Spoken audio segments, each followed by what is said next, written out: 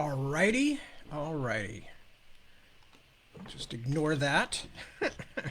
that's my that's become my go-to procedure for virtually everything. Just ignoring it. Ignore it. If you don't understand it or you don't like it or it bothers you, just ignore it. That's the 21st century way. It should be anyway.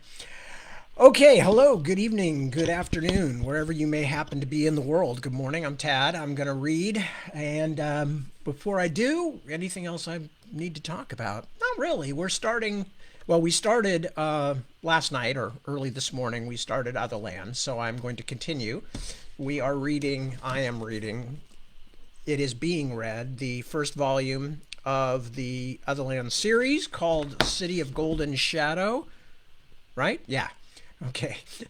I experienced this problem. I mentioned this in the first broadcast. I mentioned I experienced this problem several times because I realized as I was doing some reading through it that I actually literally have not read anything in the last two volumes and most of the first two volumes in something like a quarter of a century. So there's like all these things where I'm going, who the hell's that? Am I supposed to know who that character is? So I have even deeper sympathies for my readers than I did before. Not that I didn't already have deep sympathies from all my readers. Anyway, but that's what we're going to be reading. We're going to finish up the foreword and get into the first chapter. I'll explain. I'll give you a little précis on the foreword before we start, just to get you focused if you didn't hear the previous broadcast. Before I do, let me just quickly check in and see who is here at the moment. There's Jerry. Hello, Mr. Unangst. Unangst. Mr. Unangst. Good to see you, buddy. By the way, by my translation, Jerry's last name means no fear. That, of course, is an extremely dubious translation, but that's my translation. Because Angst, German, fear, UN, not, right? Like unlikely, not likely. Unangst, Unangst, no fear. So anyway, good last name. Good to see you as always, Jerry. Nancy, hi. You had a near disaster today. Oh no, your Roomba. Oh, I'm so glad that you recovered that your League of the Scroll necklace. Roombas are deadly. You got to watch out for those things. We don't have them, but only because I've thought several times of getting them, but my dog can't even deal with rain or wind or anything.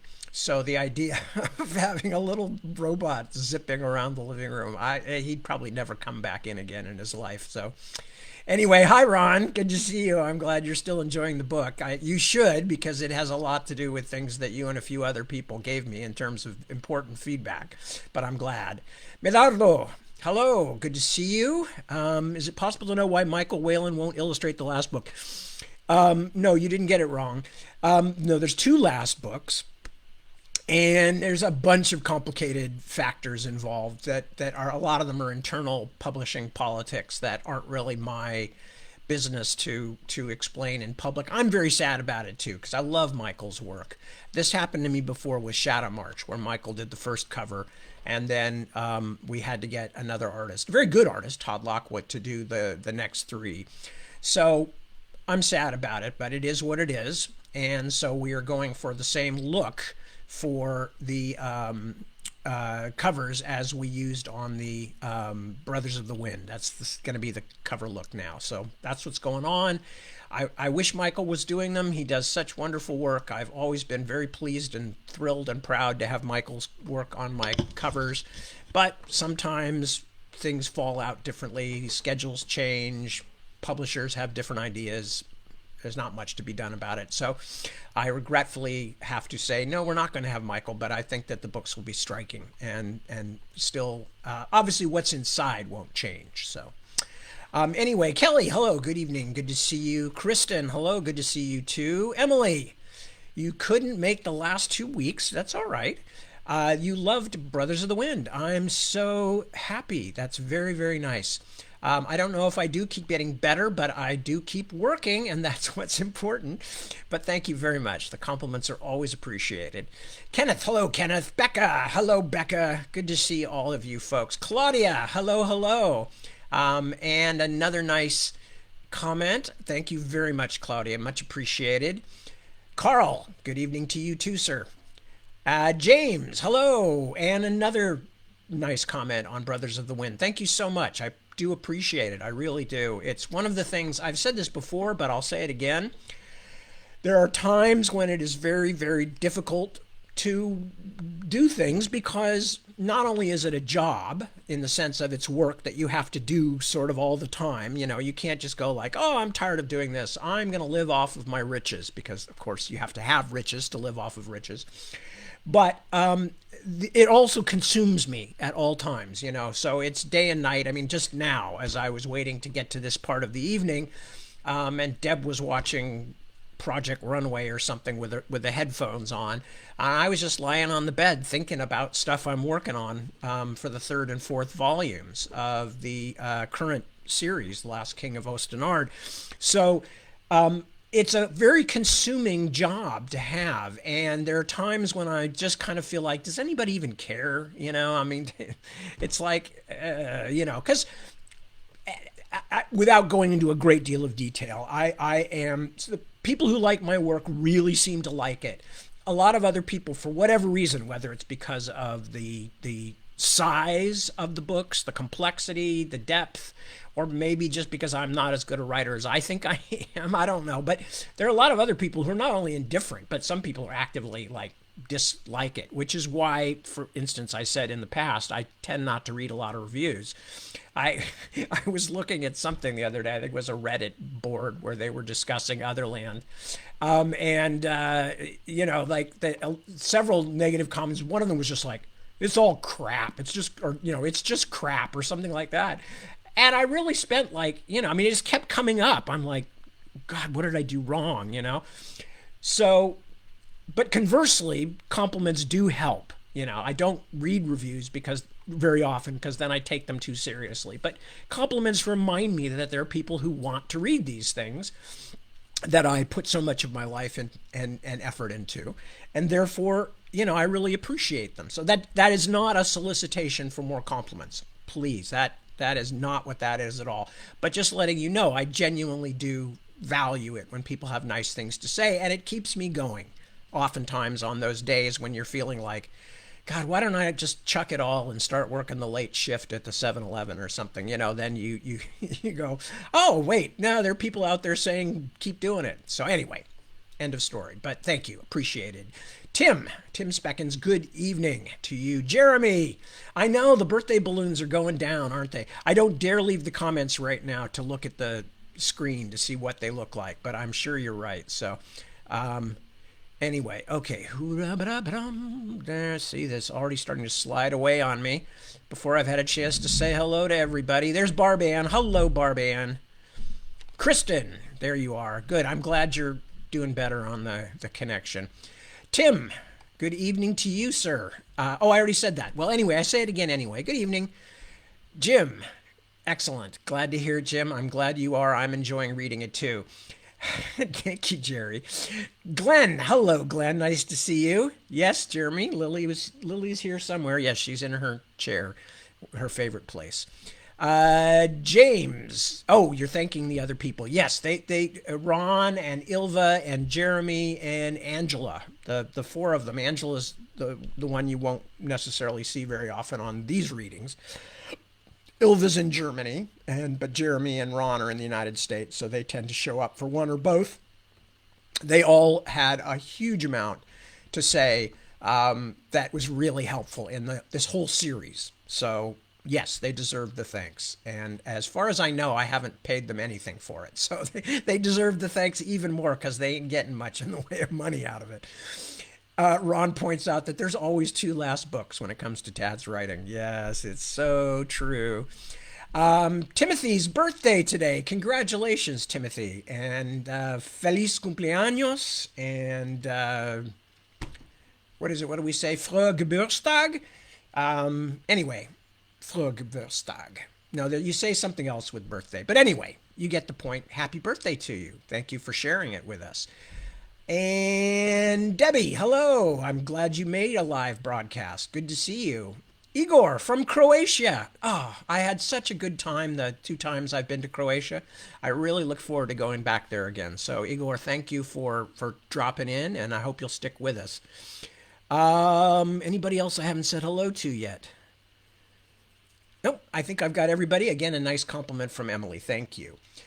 So, all right, this time I gotten the comments before Facebook could talk about Roombas, before Facebook could vacuum them up and make them disappear. So I am going to plunge into the book reading.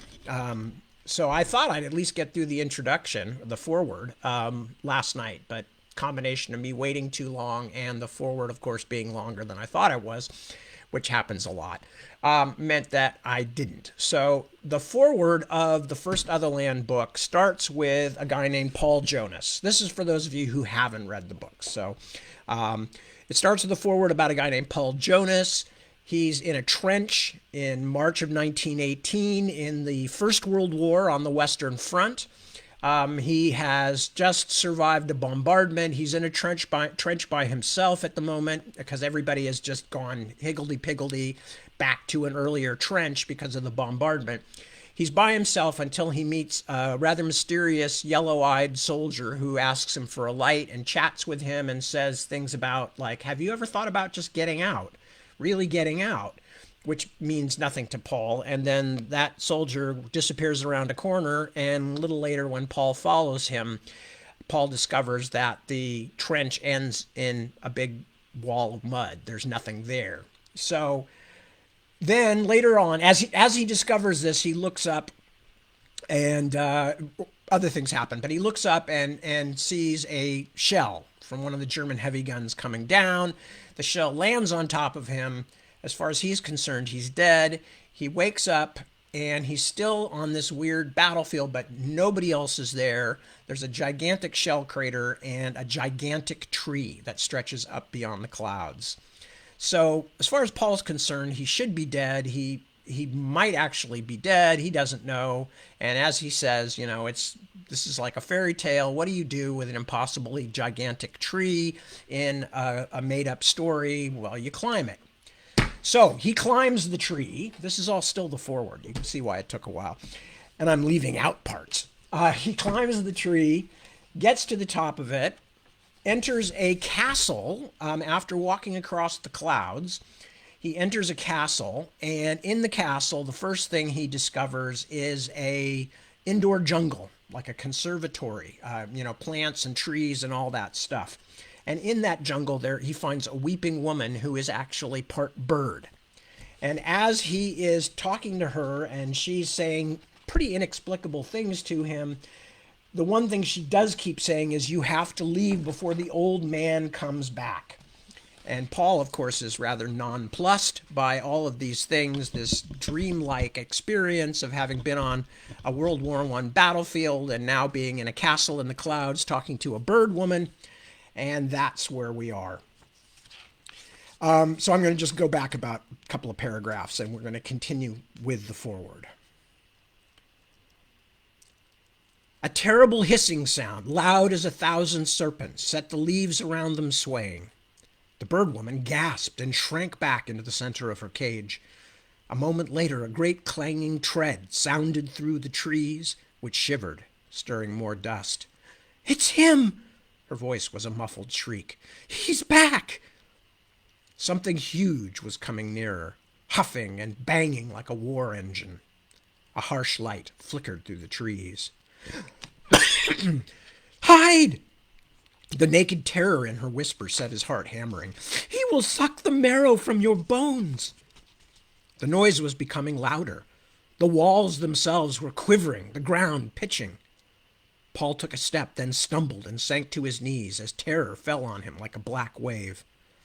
He crawled into the thickest part of the undergrowth, leaves slapping against his face, smearing him with dust and damp. A loud creak sounded as of mighty hinges. Then the room was filled with the smell of an electrical storm. Paul covered his eyes.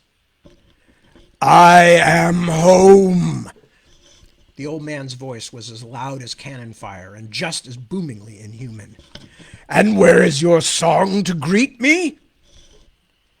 The long silence was broken only by that hiss like escaping steam. At last the bird woman spoke, faint and tremulous. I did not expect you back so soon. I was not prepared. And what do you have to do besides prepare for my return? More crashing footsteps sounded as the old man moved nearer. You seem distracted, my nightingale. Has Butterball been playing roughly with you? No, no, I do not feel well today. I am not surprised. There is a foul smell about the place. The ozone stench grew stronger, and through his laced fingers Paul could see the light flickering again. As a matter of fact, it smells like a man. But how could that be? Why do you not look me in the eye, little songbird? Something is amiss here. The steps grew closer. The floor shuddered, and Paul could hear a discordant creaking like a bridge in high wind. I believe there is a man here. I believe you have had a visitor. Run! The bird woman screamed. Paul cursed and staggered to his feet, surrounded by head-high branches. A vast shadow hung over the room, blocking the soft gray light from the windows, replacing them with the stark blue-white of its own nimbus of sparks. Paul flung himself forward, smashing through the clinging leaves, his heart beating like a greyhound's.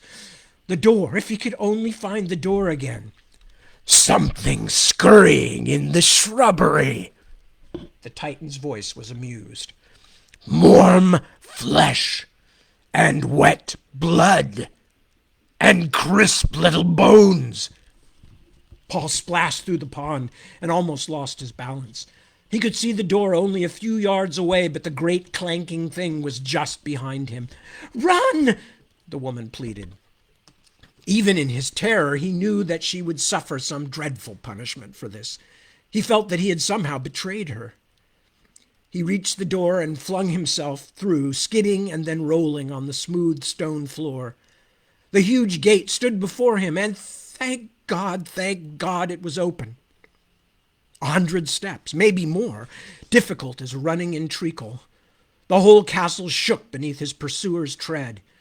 He reached the door and flung himself through and out into what had been sunlight, but was now twilight gray. The topmost branches of the great tree stood just above the edge of the clouds, a seemingly impossible distance away. Paul bolted toward it across the field of clouds.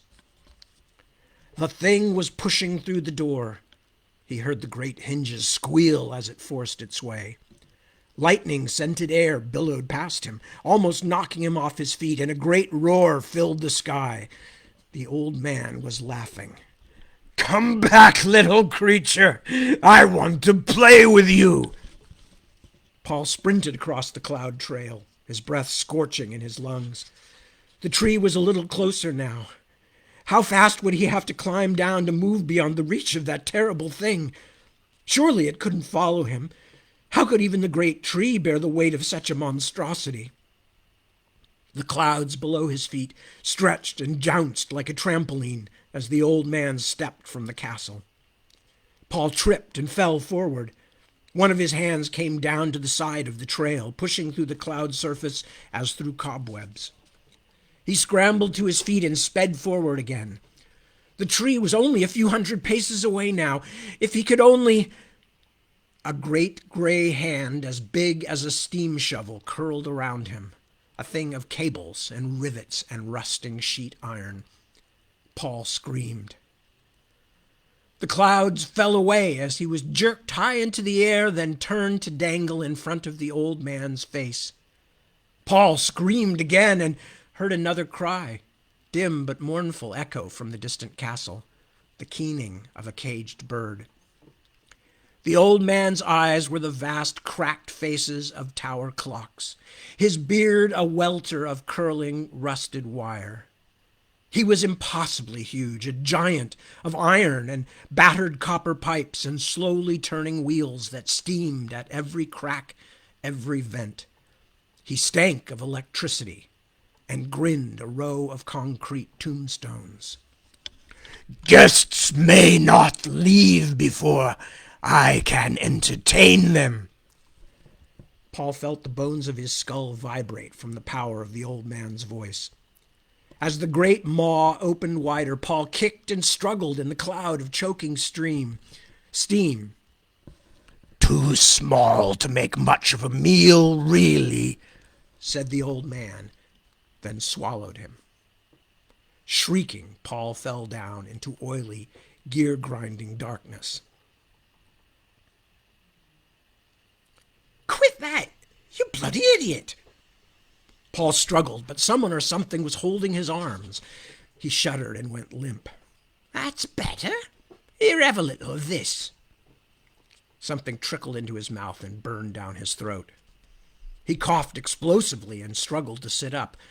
This time he was allowed to. Someone laughed. He opened his eyes.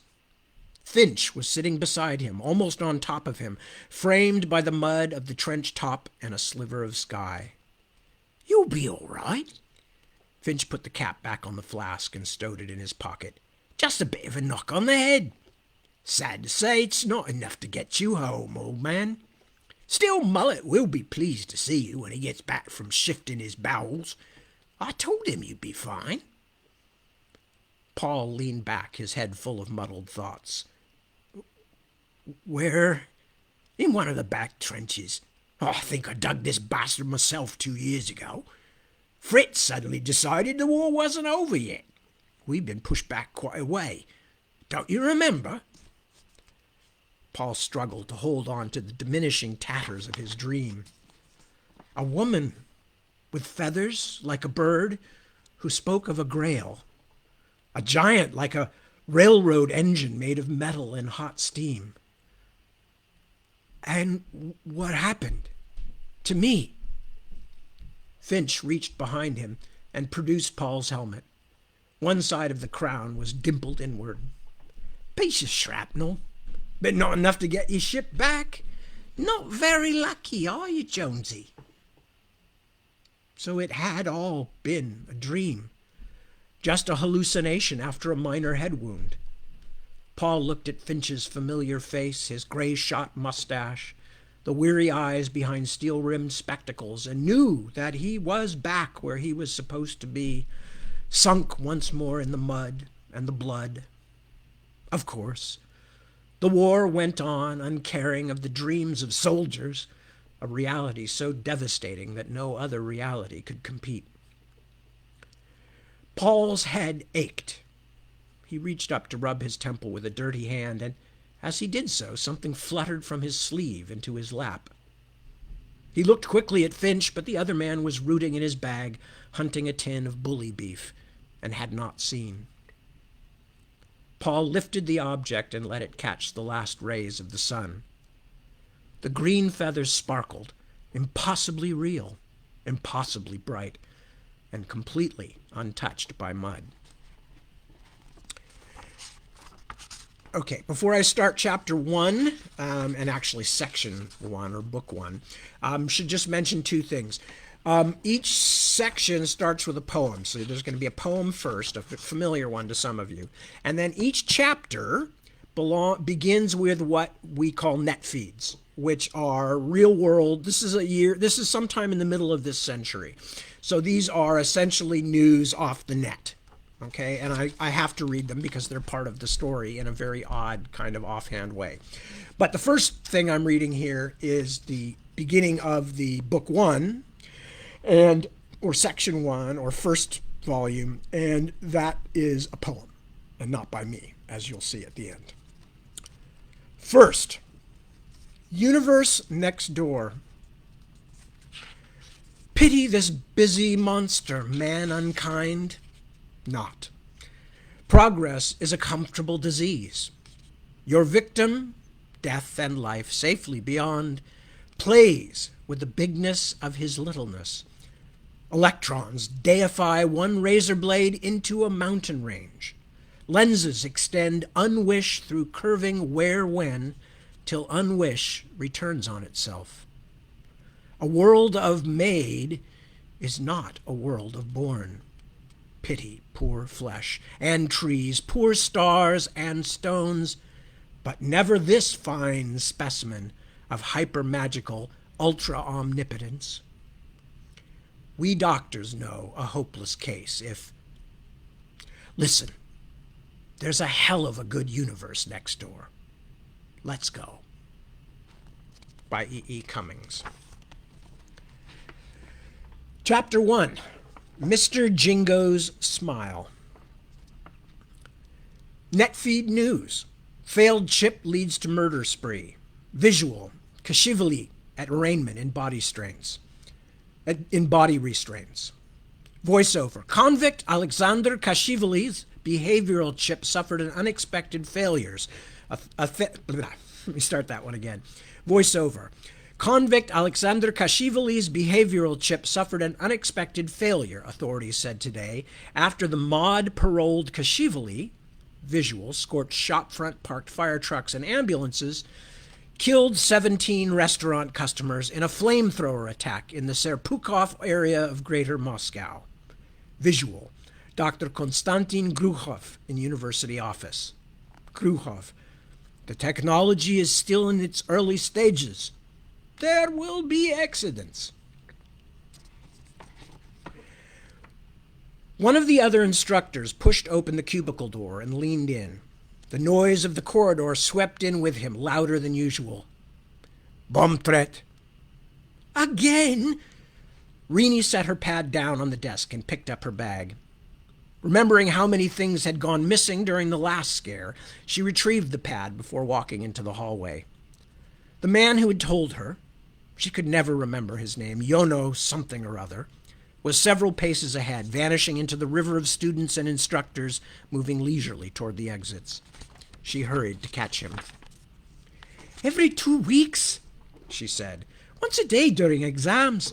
It makes me crazy. He smiled. He had thick glasses, but nice teeth. At least we will get some fresh air. Within minutes, the wide street in front of Durban Area 4 Polytechnic had become a sort of impromptu carnival, full of laughing students glad to be out of class.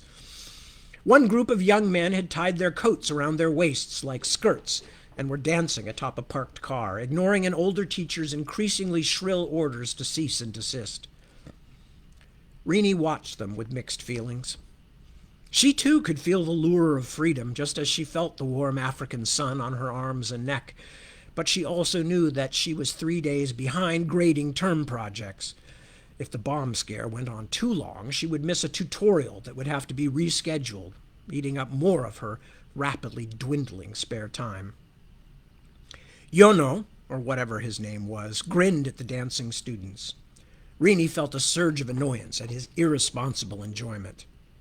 If they all want to miss class, she said, why the hell don't they just skip out?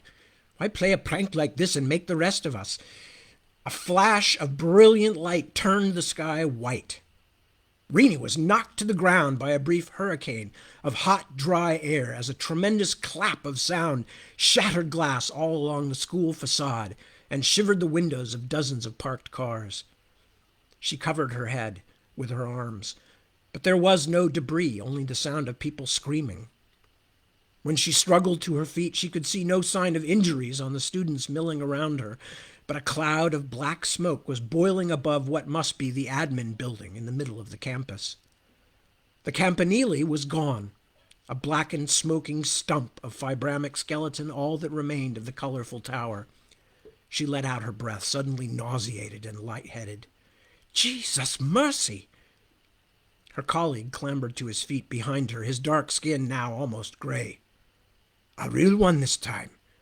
God, I hope they got everyone out. They probably did. Admin always clears first so they can monitor the evacuation. He was speaking so rapidly she could hardly understand him. Who do you think it was? Rini shook her head. Broderband? Zulu Mamba? Who knows? God damn it, that's the third in 2 years. How can they do it? Why won't they let us work? Her companion's look of alarm deepened. My car! It's in the admin lot! He turned and ran toward the explosion site, pushing his way through lost-looking students, some of whom were crying, none of whom seemed in any mood for laughing or dancing now. A security guard who was trying to cordon off the area shouted at him as he ran past. His car! Idiot! Rini felt like crying herself. There was a distant ululation of sirens. She took a cigarette out of her bag and pulled the flame tab with trembling fingers. They were supposed to be non-carcinogenic, but right at the moment she didn't care. A piece of paper fluttered down and landed at her feet, blackened along its edges. Already the camera drones were descending from the sky like a swarm of flies, sucking up footage for the net. She was on her second cigarette and feeling a little steadier when someone tapped her shoulder. Ms. Sulaweo? She turned and found herself confronting a slender boy with yellow-brown skin. His short hair curled close to his head. He wore a necktie, something Rini had not seen in a few years. Yes? I believe we had an appointment. A tutorial? She stared. The top of his head barely reached her shoulder. You're... Boo. Sorry. Now, a brief stop. His name is Boo. I can do the sounds sometimes, but it's difficult, obviously, for somebody who didn't grow up speaking a click language. It's spelled X A B B U. But I am not going to be trying to say Abu every time. Instead, I'm going to pronounce the X in the African manner used in Xhosa and other African languages. And so his name is going to be pronounced Kabu. Okay? But his actual name is more like Abu. But I can't do that every time. Too hard. Especially because he's got like 70,000 lines in these 4 volumes. You are Kabu. There was a clicking sound in it as though he had cracked a knuckle. With an X and an exclamation point when the name is written in English letters. Light suddenly dawned. Ah, you are... He smiled, a swift crease of white. One of the Sand people? What they sometimes call Bushmen? Yes. I didn't mean to be rude. You are not. There are few of us left who have the pure blood, the old look. Most have married into the city world or died in the bush, unable to live in these times. She liked his grin and his quick, careful speech. But you have done neither. No, I have not. I am a university student. He said it with some pride, but a hint of self-mockery as well. He turned to look at the drifting plume of smoke. If there would be a university left. She shook her head and suppressed a shudder. The sky, stained with drifting ash, had gone twilight gray. It's so terrible. Terrible indeed, but fortunately no one seems badly hurt. Well, I'm sorry our tutorial was prevented, she said, recovering a little bit of her professional edge. I suppose we should reschedule. Let me get out my pad. Must we reschedule? Kabu asked. I am not doing anything. It seems that we will not get back into the university for some time. Perhaps we could go to another place, perhaps somewhere that sells beer, since my throat is dry from smoke, and do our talking there? Rini hesitated. Should she just leave the campus? What if her department head or someone needed her? She looked around at the street and the main steps, which were beginning to resemble a combination refugee center and free festival, and shrugged. Nothing useful would be done here today. Let's go find a beer then. The train to Pinetown was not running. Someone had jumped or been pushed onto the tracks at Durban outskirt. Rini's legs were aching and her damp shirt was stuck to her body when she finally reached the flat block. The elevator wasn't running either, but that was nothing new. She trudged up the stairs and dumped her bag on the table in front of the mirror and stopped, arrested by her reflection. Just yesterday, a colleague at work had criticized her short, practical haircut, saying that a woman as tall as Rini should try to look more feminine. She scowled and examined the dust streaked down her long white shirt. When did she have time to make herself pretty? And who cared anyway? "I'm home," she called. No one answered. She poked her head around the corner and saw her younger brother Stephen in his chair, as expected. Stephen was faceless behind his net headset, and he held a squeezer in each hand as he tilted from side to side. Rini wondered what he was experiencing, then decided it might be better if she didn't know. The kitchen was empty, nothing in sight that looked like a hot meal being prepared. She cursed quietly, hoping it was just because her father had fallen asleep. "Who's there? Is that you, girl?" She cursed again, anger rising. It was clear from his slurred tone that her father had found something besides cooking to while away his afternoon. "Yes, it's me." After a rattling thump and a sound like a large piece of furniture being dragged across the floor, his tall shape appeared in the bedroom doorway, swaying slightly. "How come you so late?" "Because the train's not running, and because someone blew up half the university today." Her father considered this for a moment. "Brotherbund. Those Afrikaner bastards, for sure." Long Joseph Sulaweo was a firm believer in the indelible evil of all white South Africans. "Nobody knows yet. It could have been anyone." "You arguing with me?" Long Joseph tried to fix her with a baleful stare, his eyes red and watering. He was like an old bull, she thought, enfeebled but still dangerous. It tired her out just looking at him.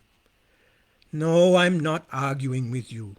I thought you were going to make dinner for once." "Walter come by. We had a lot of talking to do."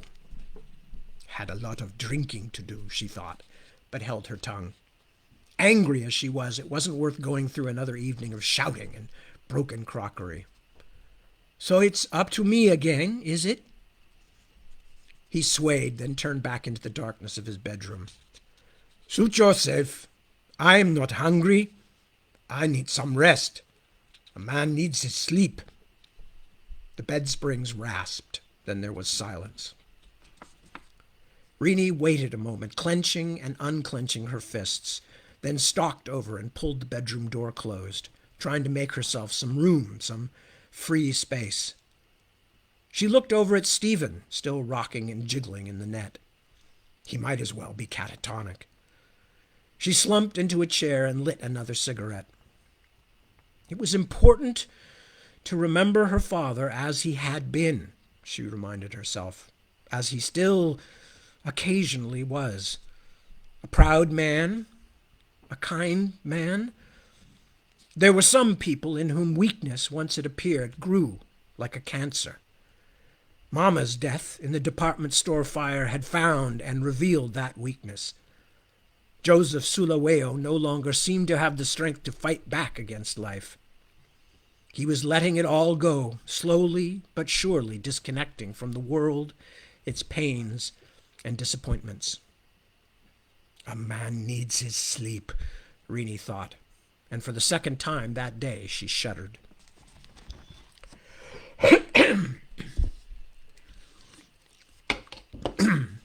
She bent down and tapped the interrupt button. Still faceless in his headset, Stephen spasmed in indignation. When he did not lift the insectoid visor, Rini held the button down. "What for?" Stephen was already demanding before he had finished pulling the headset free. "Me and Soki and Eddie were almost to the inner district gateway. We've never gotten that far before." "Because I made you dinner, and I want you to eat it before it gets cold." "I'll wave it when I'm done." "No, you won't." "Come on, Stephen. There was a bomb at school today. It was frightening. I'd like to have your company over dinner." He straightened, the appeal to his vanity effective.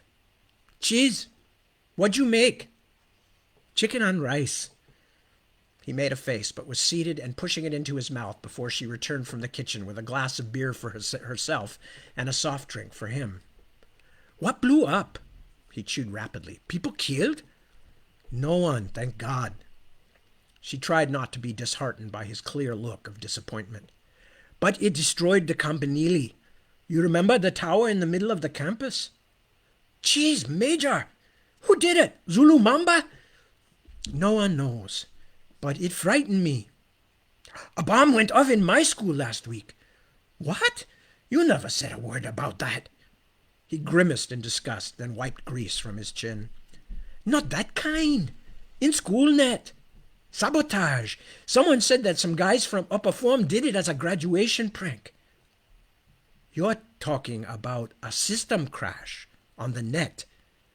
She wondered for a moment if Stephen understood the difference between the net and real life. He's only 11, she reminded herself. Things outside of his narrow circle aren't very real yet.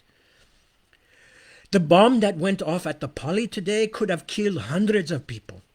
Killed them dead. I know, but the blowdown on SchoolNet killed a lot of crafts and even some high-level constellations, backups and all. They never come back again either. He reached out for the rice dish, ready for seconds. Rini sighed. Crafts, constellations. If she were not a net-literate instructor herself, she would probably think her brother was speaking a foreign language. Tell me what else you've been doing. Have you read any of that book I gave you? For his birthday, she had downloaded, at not inconsiderable cost, Atulu's Marching Toward Freedom, the best and most stirring work she knew on South Africa's fight for democracy in the late 20th century. As a concession to her young brother's taste, she had purchased the expensive interactive version, full of historical video and stylish You Are There 3D reenactments. Not yet. I looked at it. Politics. It's more than that. Stephen, it's your heritage. It's our history. He chewed. Sokia and Eddie and me almost made it into the inner district. We got this flow past off a guy in Upper Form. We were almost downtown. Open ticket. Stephen, I don't want you trying to get to the inner district. You used to do it when you were my age. His grin was insolently disarming. Things were different then. You can get arrested these days. Big fines. I'm serious, boy. Don't do it. But she knew the warning was useless. Might as well tell children not to swim in the old fishing hole. Stephen was already nattering on as though she hadn't said anything. She sighed. From the level of excitement, she knew she was in for a 40-minute discourse full of obscure junior net boy argot. It was just major sampled. We dodged 3 bully boxes. But we weren't doing anything wrong, he said hurriedly. Just tapping and napping. But it was so flared. We met someone who got into Mr. J's. Mr. J's? This was the first thing she hadn't recognized. Stephen's look suddenly changed. Rini thought she saw something flicker behind his eyes. Oh, just this place. Kind of like a club. What kind of club? An entertainment place. Shows and stuff. Yeah, shows and stuff. He toyed with his chicken bone for a moment. It's just a place. Something thumped on the wall. Rini, bring me a glass of water. Long Joseph's voice sounded groggy and stupid. Rini winced but went to the sink.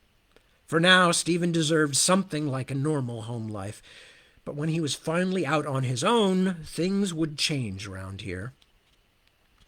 When she got back, Stephen was finishing his third helping, but she could tell by his jittering leg and half-out-of-the-seat posture that he was aching to get back to the net. Not so fast, young warrior. We've barely had a chance to talk. Now something almost like panic flashed across his face, and Rini felt her stomach go sour. He was definitely spending too much recreation time plugged in if he was so desperate to get back. She would make sure he spent some time out of the house. If she took him to the park this Saturday, she could make sure he didn't just go over to a friend's, plug in, and spend the whole day lying on the floor like an invertebrate. So, tell me more about the bomb, Stephen said suddenly. Tell me all about it. She did, and he listened carefully and asked questions. He seemed so interested that she also told him about her first meeting with her student, Abu, how small and polite he was, his odd, old-fashioned style of dress. There was a boy like him in my school last year, Stephen said, but he got sick and had to leave. Rini thought of Kabu as he had waved goodbye, his slender arm and sweet, almost sad face. Would he, too, get sick somehow? Physically or spiritually? He had said that few of his people did well living in the city. She hoped he would prove an exception. She had liked his quiet sense of humor. Stephen got up and cleared away the dishes without being asked, then plugged in again, but surprisingly accessed Marching Toward Freedom, disengaging from time to time to ask her questions about it. After he finally went to his room, Rini read term papers for another hour and a half, then accessed the news bank. She watched reports about a variety of faraway problems. A new strain of the Bukavu virus forcing quarantines in Central Africa, a tsunami in the Philippines, UN sanctions on the Red Sea Free State, and a class action suit against a child care service in Joburg, and the local news as well, including lots of footage about the bomb at the college. It was strange to be on the net, watching in 360-degree stereoscope the same things she had seen with her own eyes that morning. It was hard to tell which experience was more convincingly real. And these days, what did real mean anyway? The headset began to feel claustrophobic, so she pulled it off and watched the rest of the news she wanted to see on the wall screen. Full surround was a bit of a busman's holiday for her anyway. It was only after she had made everyone's lunch for the next day, then set her alarm and climbed into her own bed, that the feeling which had nagged her all evening finally surfaced. Stephen had manipulated her somehow. They had been talking about something, and he had changed the subject. Then they had never got back to it. His subsequent behavior alone had been suspicious enough to suggest that he was avoiding something. She couldn't for the life of her remember what they had been discussing. Some net boy larking, probably. She made a mental note to speak to him about it. But there was so much to do, so very much to do, and never enough hours in the day. That's what I need. She was bleary with approaching sleep. Even her thoughts felt heavy, like a burden she ached to put down. I don't need more net, more full surround realism, more pictures and sounds. I just need more time. Now I have seen it.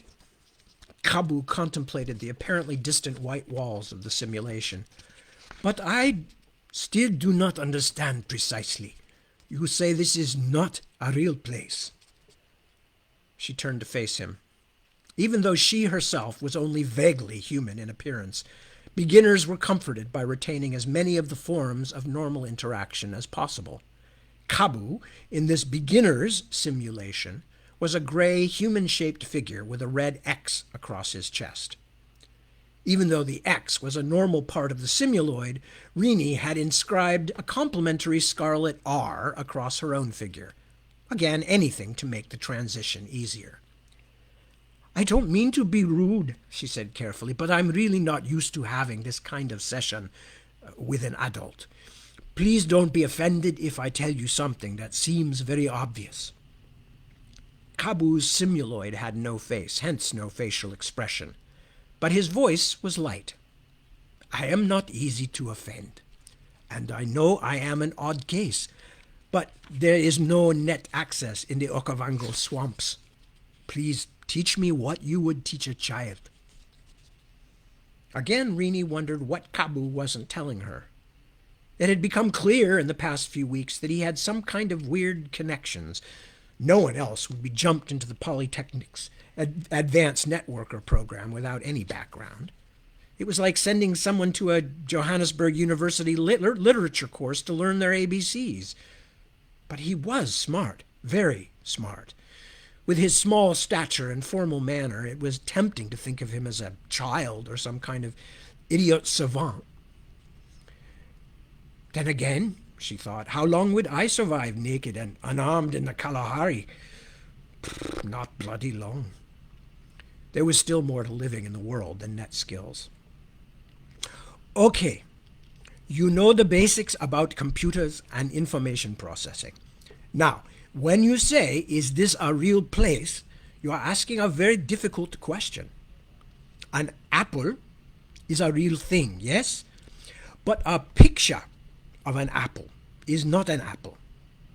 It looks like an apple. It makes you think about apples. You can even choose one pictured apple over another in terms of which might taste better. But you can't taste either of them. You can't eat a picture, or at least it isn't like eating a real apple. It's only a symbol, no matter how realistic looking, for a real thing. Got that? Kabu laughed. I understand you so far. Well, the difference between an imagined something, a concept, and a real thing used to be fairly straightforward. Even the most realistic picture of a house was only an image. You could imagine what it would be like to go inside it, but you couldn't actually go inside it. That's because it didn't fully replicate the experience of going into a real house with all that entails. But what if you could make something that felt like a real thing, tasted like it, smelled like it, but wasn't that thing? Wasn't a thing at all, but only a symbol of thing. Only a symbol of a thing, like a picture. There are places in the Kalahari Desert, Kabu said slowly, where you see water, a pool of sweet water, but when you go to it, it is gone. A mirage. Rini waved her hand, and a pool of water appeared at the far side of the simulation. A mirage, Kabu agreed. He seemed to be ignoring her illustration. But if you could touch it and it was wet, if you could drink it and quench your thirst, then would it not be water? It is hard to imagine something that is real and not real. Rini led him across the bare white floor of the simulation to the pool she had conjured. Look at this. See the reflections. Now watch me. She knelt and scooped water with her simuloid hands. It ran out between her fingers, drizzling into the pool. Circular ripples crossed and recrossed each other. This is a very basic setup. That is, your interface equipment, the goggles and the sensors you have just put on, are not very advanced. But even with what we have, this looks like water, does it not? Moves like water? Kabu bent and ran his gray fingers through the pool. It flows a little strangely. Rini waved her hand. Money and time make it more realistic. These are external simulation rigs. No, sorry, let me start that again. There are external simulation rigs so well made that not only would this move just like real water, but you would feel it cold and wet on your skin. And then there are cans, neurocannula implants, which you and I won't get to use unless we wind up working for the top government labs. They let you pour computer-simulated sensations directly into your nervous system. If you had one of those, you could drink this water, and it would feel and taste just like the real thing. But it would not quench my thirst, would it? If I did not drink real water, I would die. He didn't sound worried, just interested. You would indeed. It's a good thing to remember. A decade or two ago, you used to hear about a net boy or net girl dying every couple of weeks. Too long under simulation, forgot they needed real food and real water, not to mention ordinary things like pressure sores. Doesn't happen much anymore. Too many safeguards on the commercial products. Too many restrictions and alarm routines on net access at universities and in business. Renee waved her hand and the water disappeared.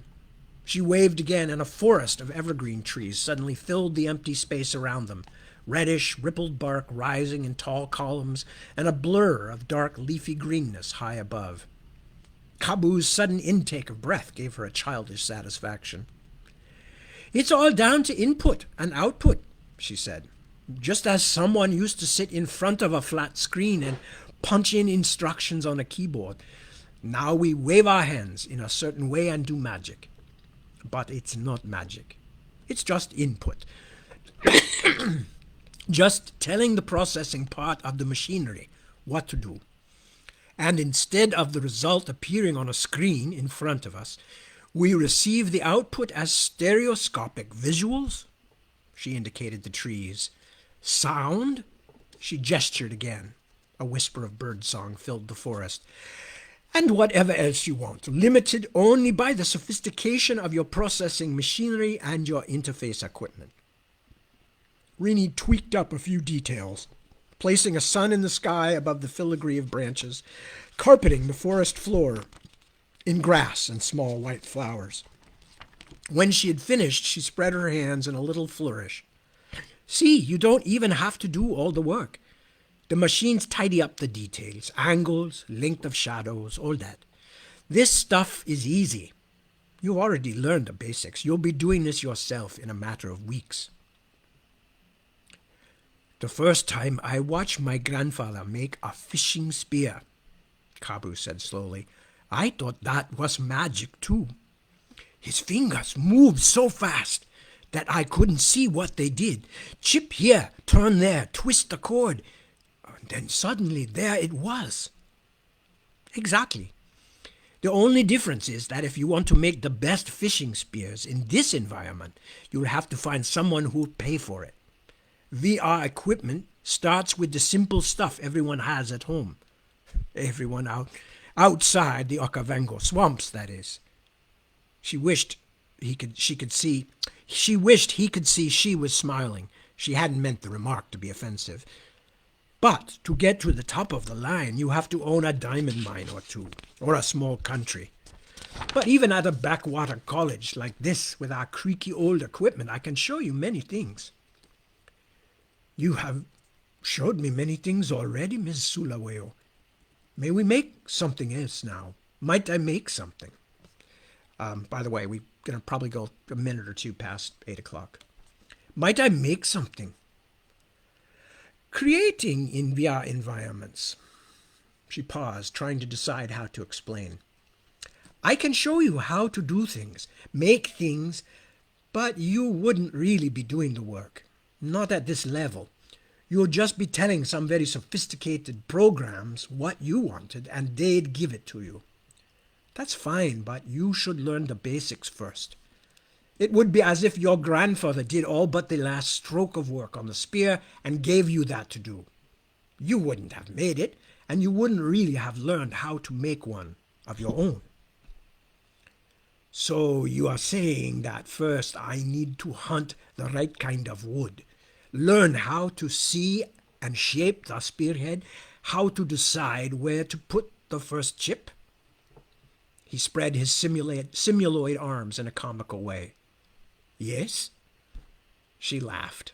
Yes, but as long as you realize there's a lot less dramatic work to be done before any of this is useful, I'll show you how to make something.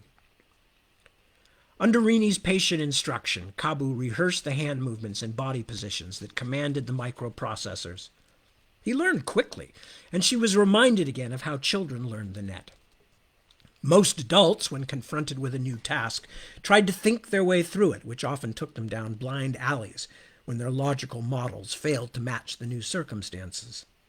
But, for all his obvious intelligence, Kabu took to VR in a far more intuitive way. Instead of setting out to make a particular thing and then trying to force the machinery to enact his ideas, he let the microprocessors and the software show him what they could do, then continued in the directions that interested him.